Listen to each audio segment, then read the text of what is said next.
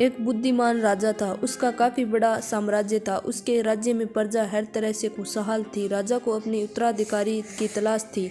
उसके 3 बेटे थे। राजा इस पुरानी परंपरा को नहीं निभाना चाहता था कि सबसे बड़े बेटे को ही गद्दी पर बैठाया जाए। वह सबसे बुद्धिमान और काबिल बेटे को सत्ता सौंपना चाहता था। इसीलिए राजा ने उत्तराधिकारी के लिए तीनों की परीक्षा लेने का फैसला किया। राजा ने तीनों बेटों को अलग अलग दिशाओं में भेजा। उसने हर बेटे को एक सोने का सिक्का देते हुए कहा कि वे ऐसी चीज़ खरीदे जो पुरानी महल को भर दे।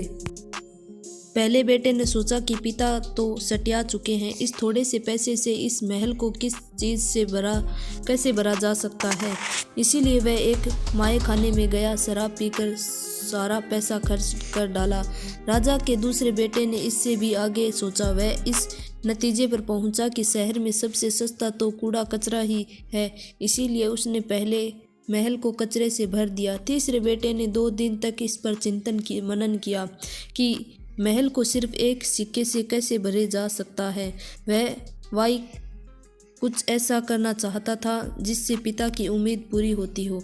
उसने मोमबत्तियां और लोबान की बत्तियां खरीदी और पूरे महल को रोशनी और सुगंध से भर दिया। इस तीसरे बेटे की बुद्धिमानी से खुश होकर राजा ने उसे अपना उत्तराधिकारी बनाया। इस हिंदी कहानी में हमें ये सीख मिलती है कि बुद्धि से कुछ भी पाया जा सकता है।